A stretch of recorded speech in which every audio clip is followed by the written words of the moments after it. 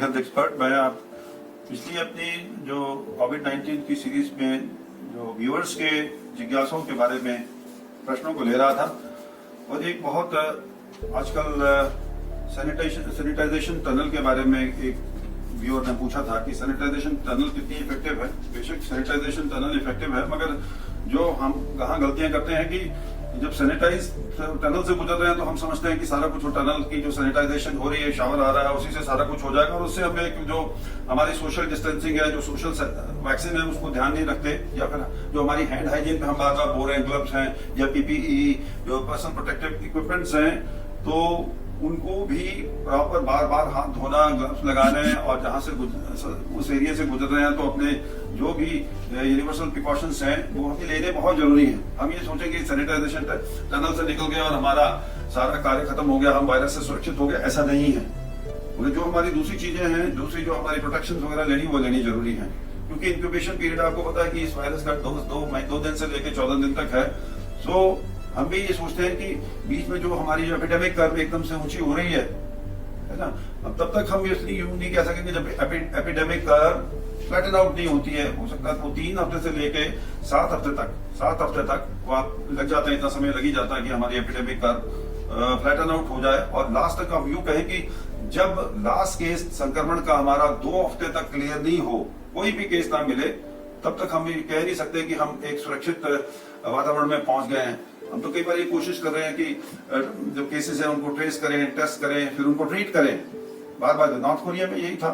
जो बार बार ट्रेस कर रहे थे, टेस्ट कर रहे थे, ट्रीट कर रहे थे, शायद उसलिए मॉडल उनके लिए बहुत अच्छा था। मगर हम भारतवर्ष में जहां 130 करोड़ से ज्यादा हमारी जनसंख्या, हम 130 करोड़ हमारी अपनी पॉपुलेशन जो है, उसके सभी टेस्ट नहीं कर सकते, उन सभी के नहीं कर सकते। हम तो उन्हीं करेंगे, रैंडम टेस्टिंग करने में ज्यादा अच्छा भी है उसमें, और वो भी ठीक है कि रैंडम टेस्टिंग से हम देखें जहां जो ज्यादा फोकस्ड एरियाज है, जहां सस्पेक्ट ज्यादा हैं, जहां उनकी ट्रैवल हिस्ट्री है कि वो बाहर से आए हैं, है ना, या सस्पेक्ट के साथ गुजर रहे हैं या किसी प्रकार से है, तो वहां पे अगर हम मैसिव टेस्टिंग करें तो ज्यादा यूजफुल रह पाएंगे, और हमें अपने रिसोर्सेज का जो हमारे पास लिमिटेड है उसका भी हम ध्यान रखते हुए सारी चीजें करें, तो हम एक अच्छे रिजल्ट्स की ओर बढ़ पाएंगे। और अपना लॉकडाउन भी अगर तरीके से करें तो public health point of view से ये भी एक बहुत ही एक गोल्डन तरीका है। कई बार लोग कहते हैं कि ये पॉज अपॉर्चुनिटी है, ये भाई रुक रहा है, इसके बाद तो जैसे बंद हो जाएगा तो दोबारा आ जाएगा। भाई ऐसा है कि ऐसा नहीं है। जो मैं समझता हूँ कि लॉकडाउन अपने आप में जो हमारे प्रधानमंत्री महोदय ने, मोदी जी ने अपने जो एक बेस्ट एक्सपर्ट टीम के साथ लेके ये रास्ते निकाले हैं, तो ये बहुत एक अच्छा मौका, अच्छा तरीका है public health point of view से। It is one of the very fantastic and preventive measures. आप देख लीजिए, स्पेन मजे में चलता रहा, इटली मजे में चलती रही, अमेरिका ने भी इतना सीरियस नहीं लिया, तो अभी अब इनके डेथ रेट देखिए, इनकी मॉर्बिडिटी या मोर्टेलिटी को आप देखेंगे तो इतनी ज्यादा हो गई है कि अब समझ नहीं आ रहा उनको कि हम अपनी अर्थव्यवस्था को बचाएं कि लोगों को बचाएं। हमारे प्रधानमंत्री महोदय ने तो ये कहा कि जान भी बचाएंगे और जहान भी बचाएंगे। अगर जान होगी तो जहान आएगा, अगर हम जान होगी तो पैसा भी निकलेगा, अर्थव्यवस्था भी आएगी। मगर इसलिए जरूरी है कि हम अपनी सारी जो हमारी पॉपुलेशन है उसको अपने एक रिसोर्सफुल तरीके से, एक विजनरी वे से अपनी सारी चीजों को बचाते हुए इस पैंडेमिक से पीरियड एक बड़ा मुश्किल पीरियड से हम लोग गुजर रहे हैं, उसको हम पार कर जाएंगे। एक और जो सवाल एक व्यूअर ने पूछने की कोशिश की है कि घर में 3 जनरेशंस हैं, बच्चे हैं, युवक हैं और ओल्ड एजर्स हैं।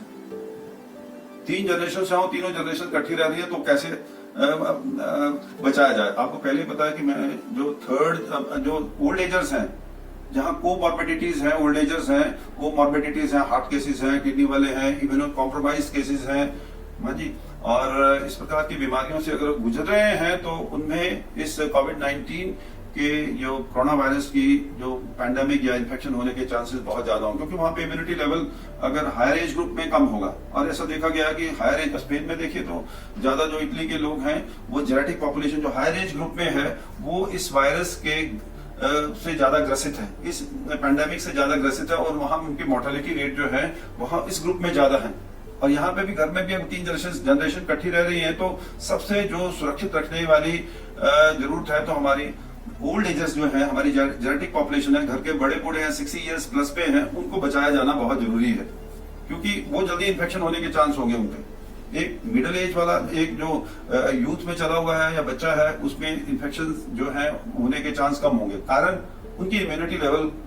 बहुत अच्छे होंगे। वो उनमें इन्फेक्शन हो सकता है, ये सिम्टोमेटिक कैरियर हो सकते हैं, उनमें इन्फेक्शन होगा, कोई लक्षण दिखाई नहीं देंगे, मगर वो सिम्टोमेटिक कैरियर हो सकते हैं और अपनी जो संक्रमण को बड़े आराम से ओल्ड एज ग्रुप में ट्रांसफर करने के लिए क्षमतावान हो जाएंगे। उनको पता भी नहीं लगेगा कि उन्होंने जो बड़े एज ग्रुप वालों को अपना संक्रमण फैला दिया और वो टारगेट हो गए। इसलिए जरूरी है कि हम उनसे एक घर में भी हो तो सोशल डिस्टेंसिंग तो नहीं होगी, तो कम से कम अपने जो मास्क लगाएं, सदा यूनिवर्सल मास्क लगाएं घर में। अगर हो सके, अगर ऐसा हो तो या तो उनको टॉप फ्लोर पे है तो उस तरीके से टॉप ऊपर के फ्लोर पे रखें या खुद ऊपर फ्लोर पे जाएं, ताकि वो एक डिस्टेंस में रहें। ये जरूरी है। वो नाजुक हैं, उनकी उम्र नाजुक है, वो इन्फेक्शन को जल्दी क्रॉस कर जाएंगे। हमें एक वहां पे भी रहते हुए एक डिस्टेंस रखना जरूरी, आइसोलेट कर सके, क्योंकि इस स्टेज में अपना फिजिकल डिस्टेंस जरूरी है, मगर उसके साथ mental support, psychological support, emotional support, हाँ जी, और ये मेंटल कंपेनियनशिप उनके साथ लगातार बहुत जरूरी है, ताकि घर में लगे कि हम अकेले नहीं हैं। सोशल डिस्टेंस, सोशल वैक्सीन बहुत जरूरी है ना जी। तो ये बहुत, ये चंद एक स्टेप्स जो हैं ये बहुत जरूरी हैं। और शायद WHO भी इसलिए कह रही है कि India has done a wonderful job, है exemplary step has been taken by India well in time. और मुझे पूरी उम्मीद है कि जिस तरीके से हमारे पब्लिक हेल्थ एक्सपर्ट और हमारे जो पॉलिटिकल लीडरशिप है मजबूत दिखाई दे रही है, और जिस तरीके से हम आगे बढ़ रहे हैं, हम इस पेंडेमिक को, इंडिया खासकर हमारा अपना देश, बहुत मजबूती के साथ, सक्षमता के साथ निकल जाएगा, आगे निकल जाएगा, कवर कर लेगा इस सारी पेंडेमिक को, और we will turn out to be victorious and front leaders, global leader in the times to come. पूरा विश्वास है। जय हिंद।